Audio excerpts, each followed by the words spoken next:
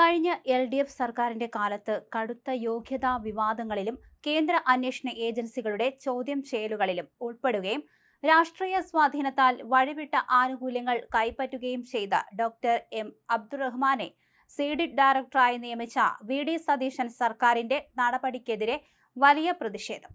മുൻ ഇടത് സർക്കാരിൽ KT ജലീലിന്റെ അടുത്ത അനുയായിയായി പ്രവർത്തിച്ച വ്യക്തിക്ക് ഉന്നത പദവി നൽകിയ UDF സർക്കാരിന്റെ തീരുമാനം ദൗർഭാഗ്യകരവും അണികൾക്കിടയിൽ അമർഷമുണ്ടാക്കുന്നതുമാണെന്ന് സേവ് യൂണിവേഴ്സിറ്റി ക്യാമ്പയിൻ കമ്മിറ്റി കുറ്റപ്പെടുത്തി. വിവിധ സർക്കാർ വകുപ്പുകളുടെ നിർണായകമായ IT പ്രൊജക്ടുകളും സുപ്രധാന വിവരങ്ങളും കൈകാര്യം ചെയ്യുന്ന പ്രമുഖ സ്ഥാപനമായ സീഡിറ്റിന്റെ ഡയറക്ടറായാണ് അബ്ദുൾ റഹ്മാനെ നിയമിച്ചിരിക്കുന്നത്.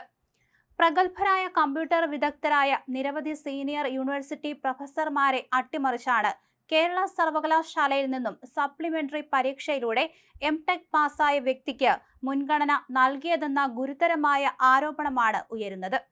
കഴിഞ്ഞ 10 വർഷത്തെ LDF ഭരണകാലത്ത് CPM സംസ്ഥാന നേതൃത്വവുമായും മുൻ മന്ത്രി KT ജലീലുമായും അടുത്ത ബന്ധം പുലർത്തിയിരുന്ന വ്യക്തിയാണ് ഡോക്ടർ അബ്ദുറഹ്മാൻ.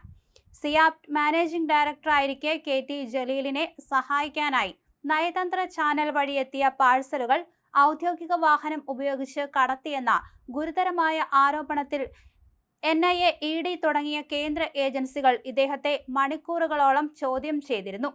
മുസ്ലിം ലീഗിനെയും പ്രത്യേകിച്ച് ഇപ്പോഴത്തെ IT വകുപ്പ് മന്ത്രി PK കുഞ്ഞാലിക്കുട്ടിയെയും നിരന്തരം രാഷ്ട്രീയമായി വേട്ടയാടുകയും പരിഹസിക്കുകയും ചെയ്ത KT ജലീലിന്റെ ഏറെ വിശ്വസ്തനായി പ്രവർത്തിച്ച ഒരാൾക്ക് UDF സർക്കാരിൽ താക്കോൽ സ്ഥാനം നൽകിയത് ജനാധിപത്യ മുന്നണിയെ പിന്തുണയ്ക്കുന്ന പ്രവർത്തകരെയും അണികളെയും കടുത്ത നിരാശയിലാഴ്ത്തിയിട്ടുണ്ട്.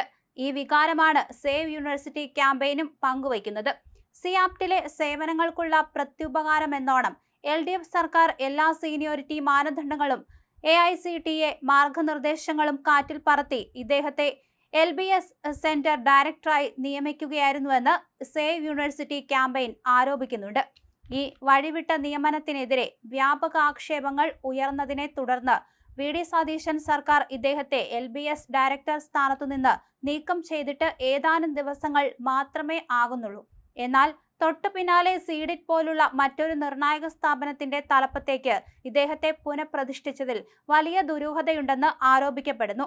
CPM അനുഭാവികളായ ജീവനക്കാരെ വഴിവിട്ട് കുത്തി നിറച്ചിട്ടുള്ള സീഡിറ്റിൽ മുൻ സർക്കാരിന്റെ കാലത്ത് കയറിക്കൂടിയ താൽക്കാലികക്കാരെ സംരക്ഷിക്കാനും ഇടത് താൽപര്യങ്ങൾ നിലനിർത്താനും വേണ്ടിയാണ് ഈ നിയമനമെന്ന ശക്തമായ സംശയമാണ് ഉയരുന്നത്. തുടർച്ചയായ തെറ്റായ നിയമനങ്ങളിലൂടെ സതീശൻ സർക്കാർ വലിയ പഴി കേൾക്കുന്ന സാഹചര്യത്തിലാണ് പുതിയ തർക്കവും ഉടലെടുത്തിരിക്കുന്നത്. അടുത്തിടെ വിവാദപരമായ പല കേസുകളിലും സർക്കാരിന്റെ ഭാഗത്തു നിന്നുണ്ടായ സ്പെഷ്യൽ പ്രോസിക്യൂട്ടർ നിയമനങ്ങളും വലിയ വിമർശനങ്ങൾക്ക് വഴിവെച്ചിരുന്നു.